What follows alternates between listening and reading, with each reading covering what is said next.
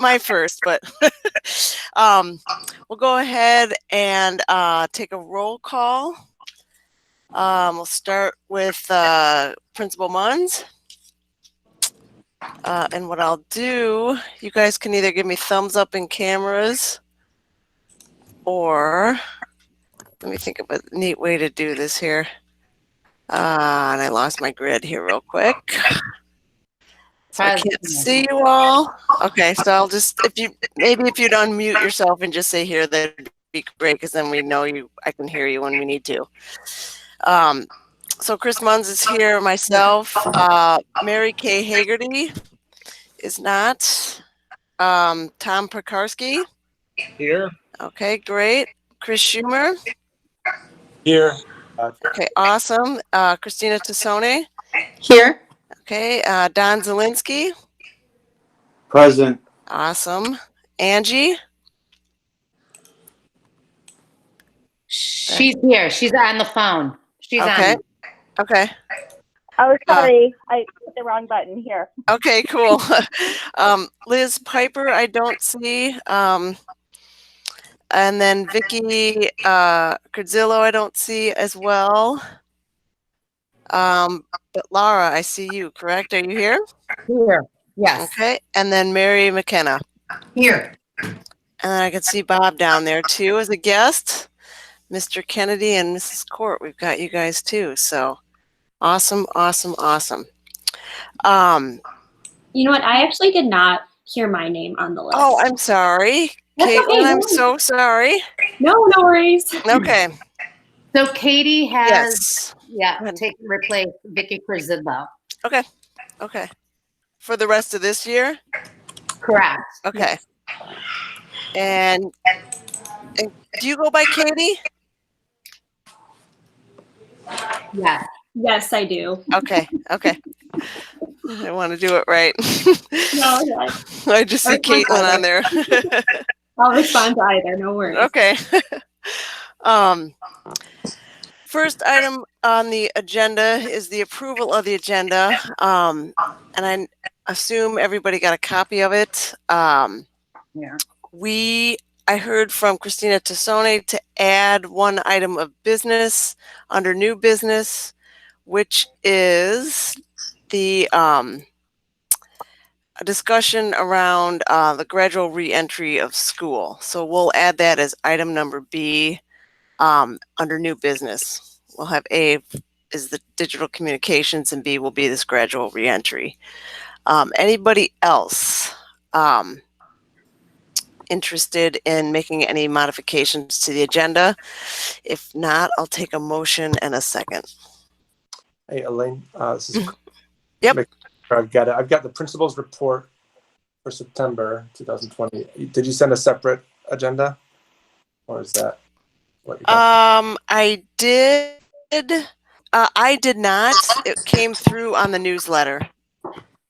Oh. So through the newsletter. Do you need a copy of it, Chris? Yes, please. Okay. Would you like a Word copy? It is on the website. Right on the website. Okay, I'll grab it. Okay. Only other item to add on out there already was discuss LSC committee. Do we want to change anything this year in how meeting notes and meeting time changes are posted, at least while we're in this COVID pandemic situation?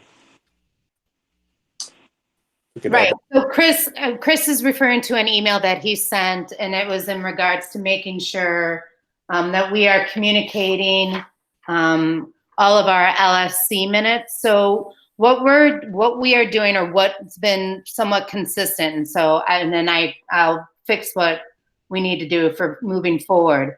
Mr. Kennedy always puts the agenda in the newsletter. He just put it in the chat, I believe. Is that right? And then the other is, I will, Chris, when I send out my principal's report, I'll resend it. But in the newsletter was a copy of the agenda as well as the minutes from our previous meeting. And just so everybody is clear, CPS policy for our meetings during COVID is that we will record all of our meetings. So we are being recorded right now. And that's something that we have to announce at the beginning of every meeting. So we'll do that. And just to be aware that we are being recorded, and Mrs. Court will post the meeting on the website, as well as Mr. Kennedy will send out the recording on the newsletter.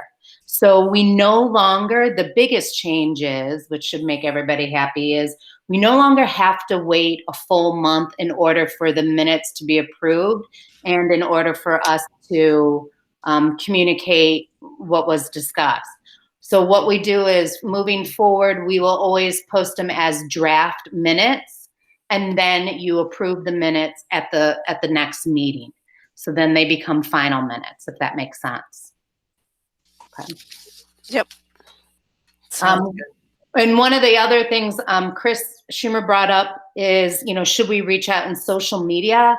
My worry is if we there's two things. One is if we send out in multiple different ways, people won't learn how to find the information. So in other words, we, put everything in the newsletter in a weekly basis, and then there's a link on the website in the calendar so that we can communicate with anybody. So again, communication I think is best through the newsletter and website. And the reason why I'm saying that is we've got more people on our newsletter than following us on Twitter or Instagram. So I think we'll reach a larger population, continuing to do the newsletter and continuing to do the calendar as well. Okay.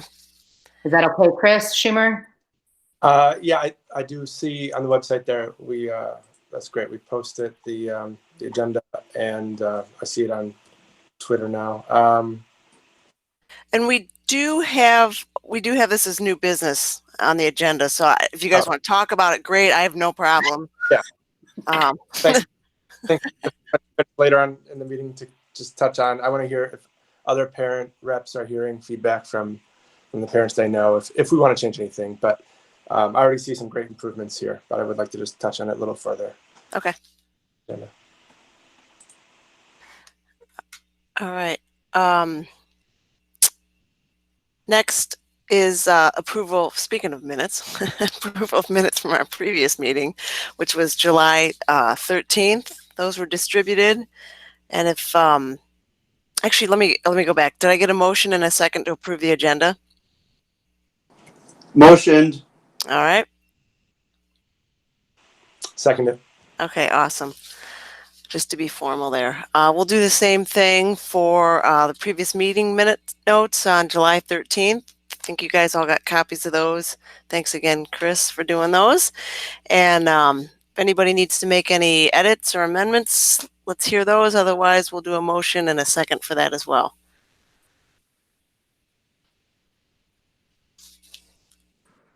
So motioned. I second. All right, great. Motion carries, and we'll approve the July 13th minutes as documented. And we'll go right into reports. So, wow. I mean, what an incredibly amazing start to school, I think. I heard just a little bit of chatter here before we started the meeting, and we'll get into it as we talk about new business. But I think just a huge thank you to administration, to teachers, to parents, to the community to get this, uncharted water, this boat ride in this uncharted water started.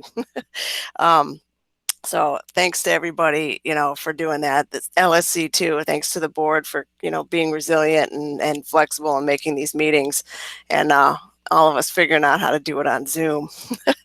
I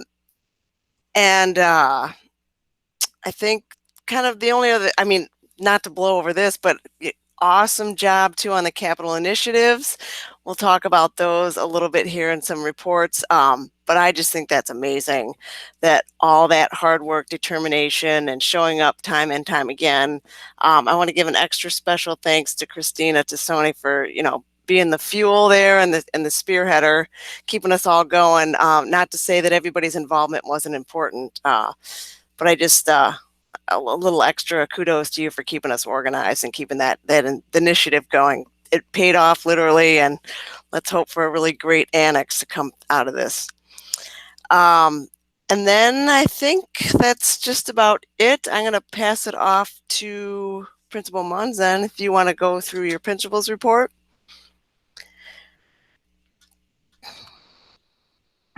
Sorry about that. I'm on mute. I'm waiting for the dog to bark. So I've walked, I fed him. So, and I'm home alone. So let's fingers crossed. So we'll go through this. A couple things that I just wanted to let the group know. I did invite Stephen Cooper, Katrina Ramos, and Deepak Bapu to the meeting. I wanted sort of give an update, but I can't even really give an update on LSC election. I do know that the Chicago Board of Education is hoping to have the election on report card pickup. So we haven't gotten that far as to parent-teacher conferences, if they're virtual or not, and voting and how that will proceed. So the reason why I did is I just wanted to keep everybody in the loop. Currently, our members that are still on are Don Zielinski and Liz Piper. And then Mary Kay did have to drop off because Tyler has transferred out of the school as a parent. So just want to make sure, I think once we know, Elaine, how we're doing and moving it forward in the sense of what the election will look like, though Stephen and Katrina and Deepak can't vote for anything, but at least they're being a part and kept in the loop and up to communication. So I just wanted to make sure everybody knows that. Right. And just for my own clarification too, our current term goes through the end of the year. So end of December. Is that correct? Is that your understanding, or? That was the last we heard. Okay. So again, we haven't received anything. So once we do, I will definitely turn around and let you know that. And Miss Vicky is our coordinator for the election. Right. All right. Do we know teachers? Do you have teacher reps earmarked for next term? Yes. So Katie Murphy has replaced Vicky Krasidlo. Right. Okay. McKenna is going to stay on, and Lara Weimerman is going to stay on as well. Okay. Okay. Great. Thank you, gals. On as well. Okay. Okay, so I'm going to jump into the report. A couple things that I want to, first of all, I agree, Capital Expansion Committee and parents that spoke on our behalf was phenomenal. We kept the pressure on, very respectful, showed up, did what we needed to do. So we're very excited for that. A little bit on the capital expansion. All we know is right now is that it's been earmarked budget-wise for $40 million. I don't know exactly what that will entail. We did have a preliminary meeting Thursday before, not this past Thursday, a week ago from this past Thursday, and it was just sort of getting an idea of what our needs are. And Elaine, I may ask as this adventure goes on, that your expertise in architecture and what have you. I'm going to ask Elaine to join me for a lot of the construction meetings moving forward. So just to back up a little bit, a preliminary meeting, they're really going off of what we asked for, 3 preschool classrooms, making sure that we have additional classroom for the grade levels that we don't have 3 classes for, art room, music room, rooms that the related service providers like speech and social work can have counseling, conference and counseling and working with the students. Also, obviously, the storage space that we had to convert and that is now classrooms, additional storage, additional offices, and additional bathrooms. We were really trying to push for an additional gym or to expand the gym. They're very nervous about eliminating any exterior wall. Though the project has always been stated as a Sauganash annex, as an annex that I've worked in before at other schools. An annex is detached. They are not going to detach this. It is actually going to be an addition, and they're looking to attach it to near where the back door is by the parking lot. And it looks as if the space is going to be north of Hiawatha. North of the gym. So corners of Hiawatha, Kilpatrick, and Lamont. So I'm not 100%. That was just basically making sure what our needs are. I did state to them that I want to be within compliance with our physical education instructional minutes. And I'm saying this because Mr. Kennedy and Chief McGlade was also on the phone call with them, really pushing for space that can be versatile. So if we can't get a bigger gym or if we can't get two big gyms, I need space that could be utilized for physical education and or, drama, performance, that type of thing. So again, like I said, that is as preliminary as it's gotten. That's all we know at this point. For the community, I would hold up a little bit until we know exactly what the addition is going to entail. Just for those that the process, there is a planning process that begins, that has begun, I should say. And then there will be meetings, planning meetings that will be involved, and those are the meetings I was talking about to have Elaine involved in, because this is more her language than I will be approaching it like the educational needs of what we need. And the other is, I would also state there'll be a community meeting, and that's where the community and all of us will find out all the information from the Board of Education and what will go in the addition. And then following that will be, they will break ground. There'll be a ribbon cutting, breaking ground, and then construction will begin. So we're probably looking at about a year and a half, 2-year process, with hopes that we would be able to open up the building, the addition in 2020 to fall of 2022. Yes, fall of 2022. I need to do the math quickly in my head. So that's what I want to say, but a big, huge shout out to all the Capital Expansion Committee members, all the parents that took the time to try to buy front row tickets to the Rolling Stone Chicago Public School board meeting. It became a little intense there, but we got a lot of people speaking on our behalf. So that was fantastic. All in the budget, the capital, and also the board meeting. So we appreciate everybody helping out.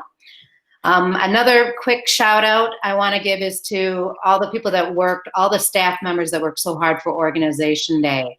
And I mean, that includes teachers volunteering their time, talking to colleagues. We were way ahead in getting materials distributed. Mrs. Court did a phenomenal job in volunteering her time to get all these Chromebooks up and going, making sure that everybody had emails, making sure that the Chromebooks were working and were passed out to all the families that needed them.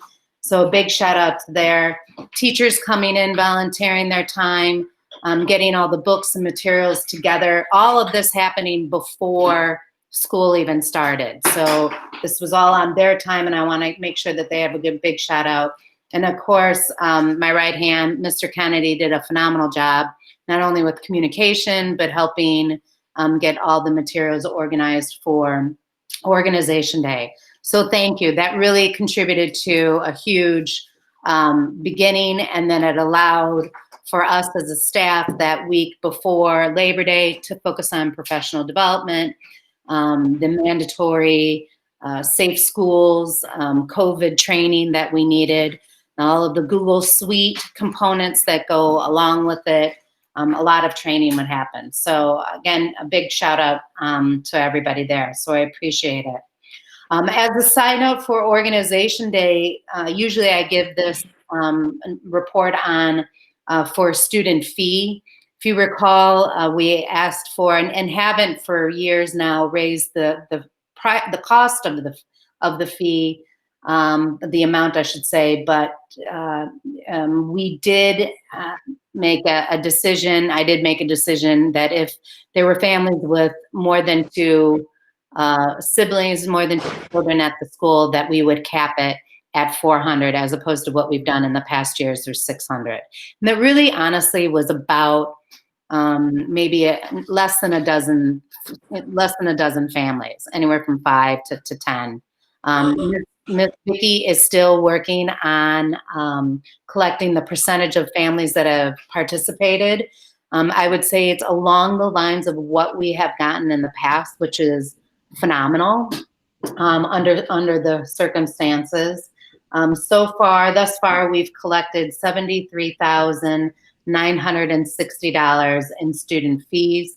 Some parents are paying on a quarterly basis, payment plans, what have you.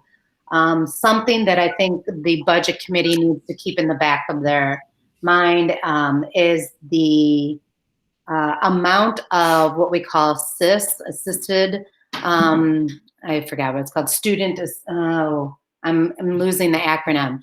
People that are qualifying for assistance financially and therefore are entitled, they don't even have to fill out the family income form that goes out. They are automatic. Now, something that I've noticed in our population, I would say that we in the past have had about 40 families that this is correlates to. We've almost doubled it. We're at about 80, 82 families that are. So just want to let the LSC know how that is going to affect us moving forward with our budgets, whether it's for school year 2021-22, but just want to make sure that everybody is keeping an eye on that. The other thing that I want to go over, our attendance has been phenomenal. We've had at least over averaging at least 97, 98, some 99. We do not have what we call DNAs, so students that we cannot locate. We know where all of our students are, whether they've chosen to transfer private parochial or homeschooling. We've been able to identify those families. So that was something that CPS was very nervous about, to make sure that we could find, making sure that we could locate all of our students. So excellent attendance, though our membership is down quite a bit. We are currently at about 631 students. So with it being 631 students and today being the 10th day, that would be earmarking our 10th day student population. So that's down quite a bit from what we were hoping to have, 665. If you recall last spring, the local school council had to approve, and we talked about it in the budget committee, and Elaine had to give the AOK as well as Network Chief McGlade, that we added an additional 18 students, not knowing COVID was going to be hitting us. So there is an additional line right now on our FI 60, which is our regular school budget, with $100,000 in that line item. That correlates to those 18 students that we asked for in addition. So I am not going to touch that money because I believe they will be asking for that money back. Normally they would do that in any regular school year. I'm going to assume that they're going to ask for it back because we did not get our 685 or so students that we thought that we would have.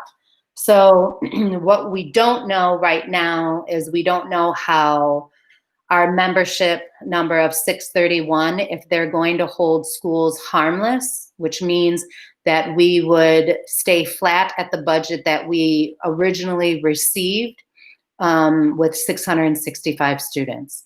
So we haven't gotten word on that yet. I will definitely send word out to the budget committee as soon as I know, and we'll report on that next month. So we're playing it a little safe. We're in good shape.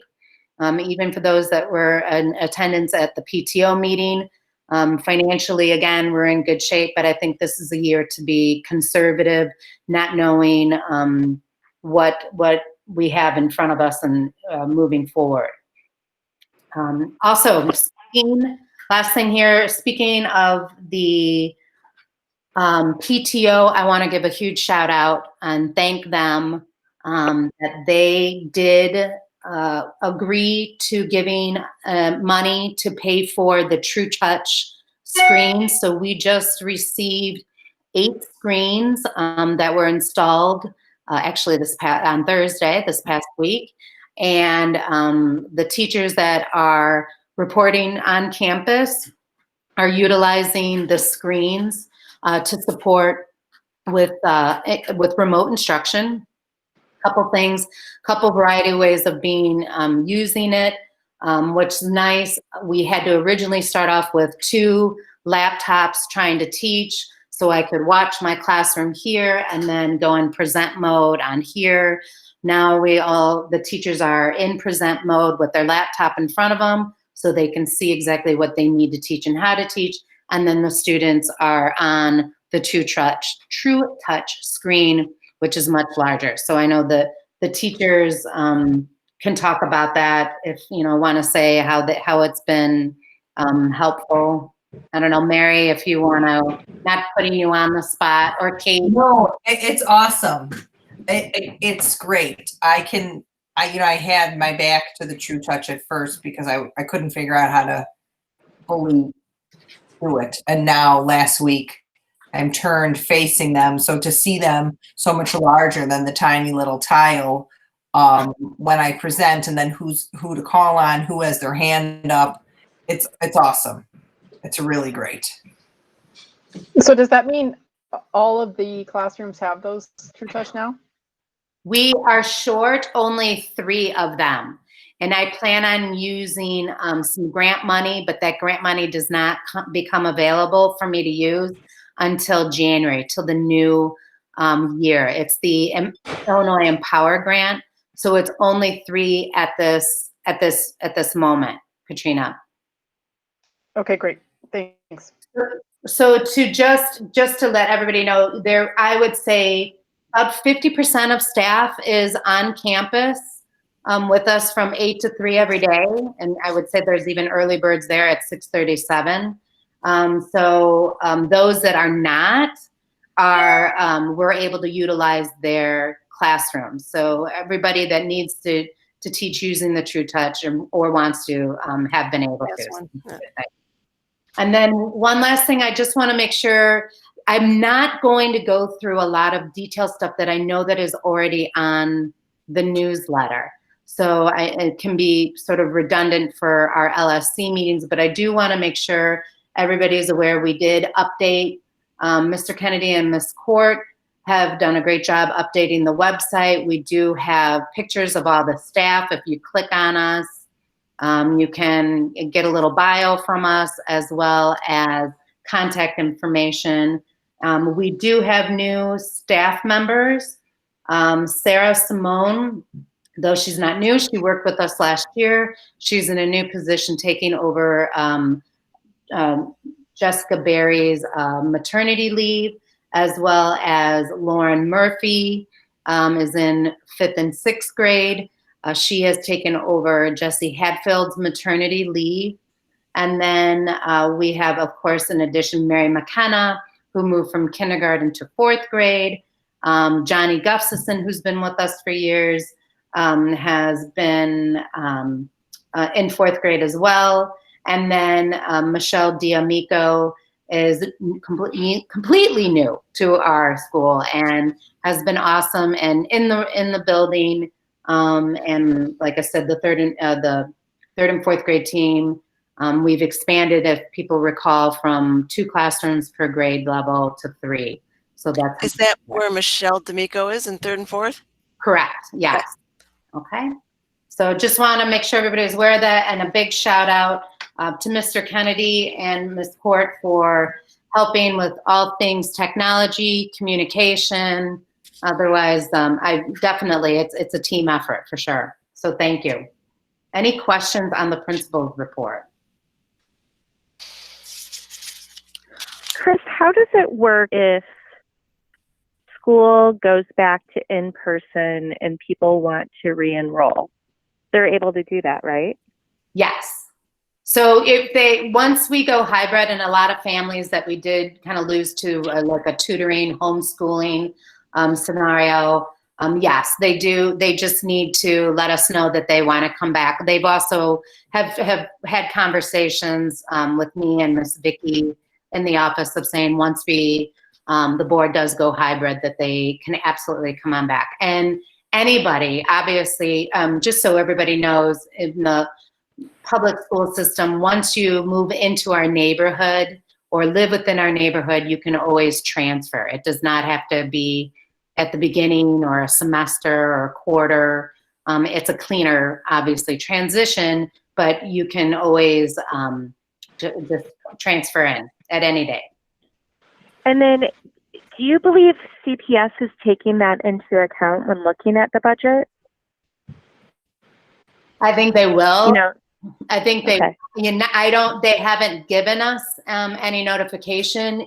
Friday at 5 o'clock, I smile, that notification that the 10th day was actually going to happen on today.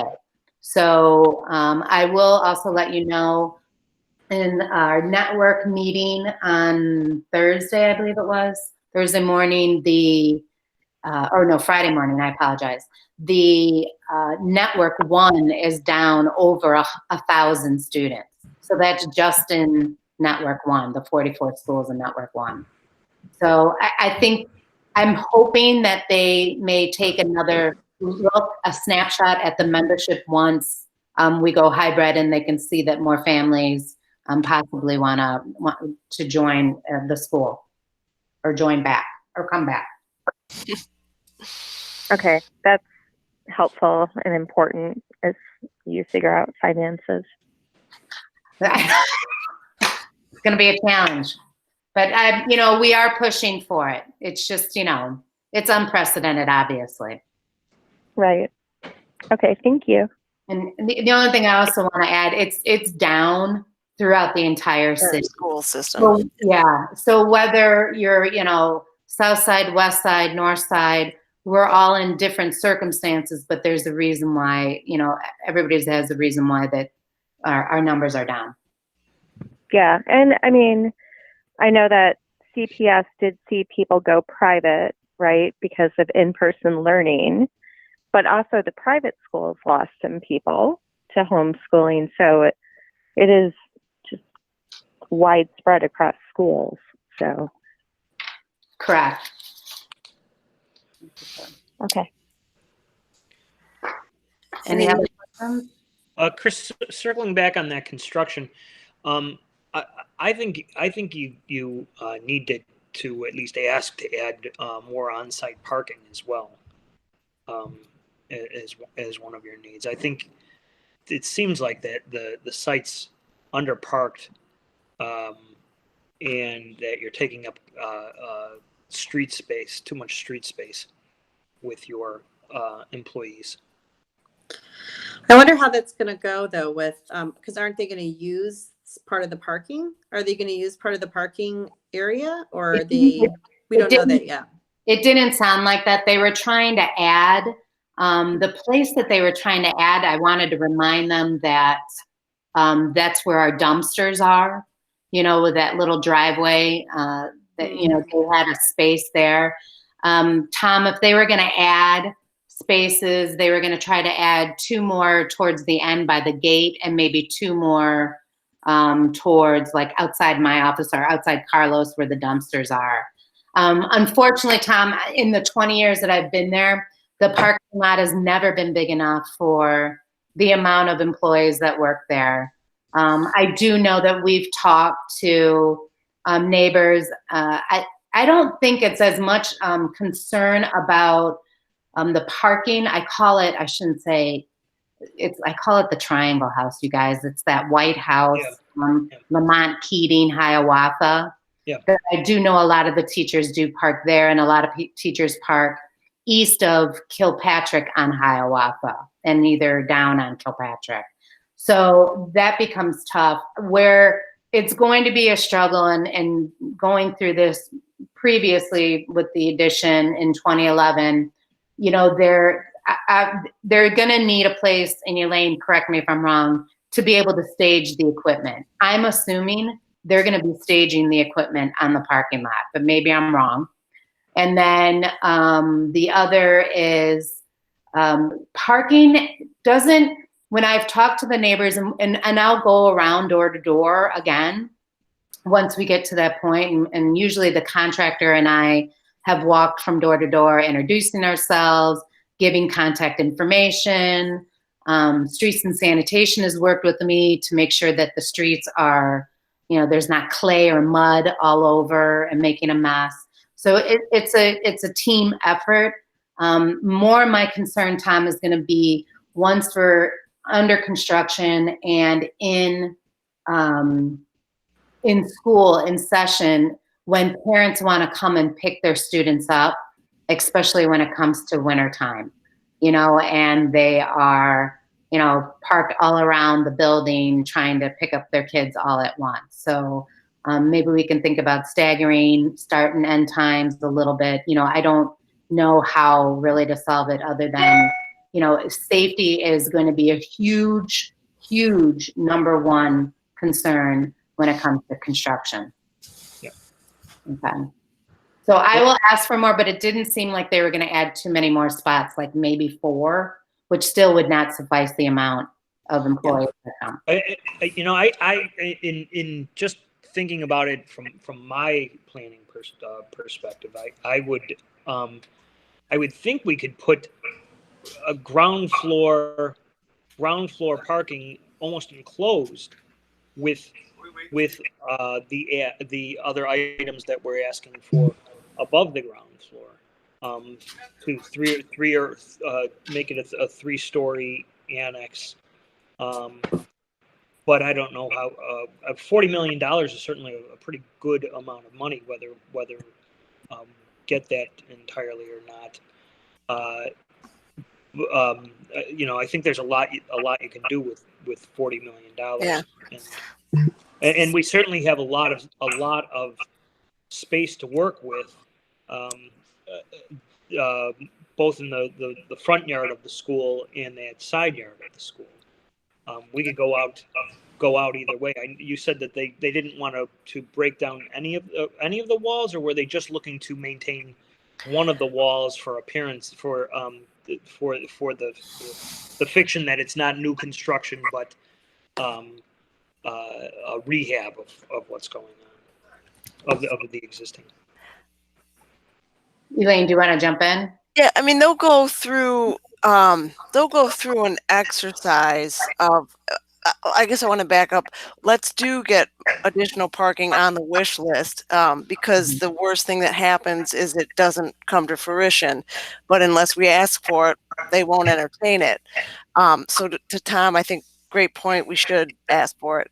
And they're going to go through a programming phase and what they call a schematic design phase, where they kind of cartoon what this thing's going to look like and start putting numbers to it. So where they, I think, want to,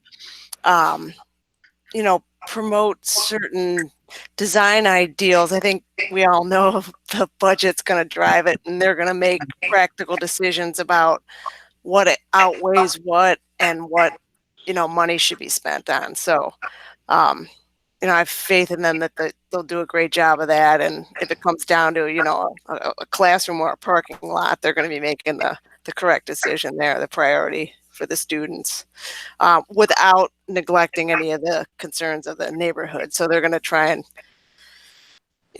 come to consensus there for everybody. So. Correct. And I can follow up with the 3 people that I met from CPS. Let us know that, we had our local school council meeting and this was brought up. Right, exactly. Elaine is correct. If you don't ask, you do not receive. So, and it is, it's a good way of putting it, Elaine, is you start doing bargaining chips. You start negotiating this over this. How much does this cost? Is this going to be, again, remember it's the school, but I don't think we'll get a heated underground garage, but we can ask for, parking under, which makes sense. And there are, Disney comes to my thought. They've got parking, under their building. So. All right. Awesome. Any other questions on the principal's report there, guys? Go ahead. Wondering from the last mention, which I understand was also similar large campaign. We got the funding, and then I think it was another 2 to 3 years before it was built. Are there any key watch outs or lessons that we want to take from that? Or should we let the process play out? So I'm having a little hard time of hearing you, Chris. So I think I got it. I think what the biggest thing that I learned last time is really telling them that it's important for them to utilize the space and think of multi ways of it being used, like a multi-purpose room, so that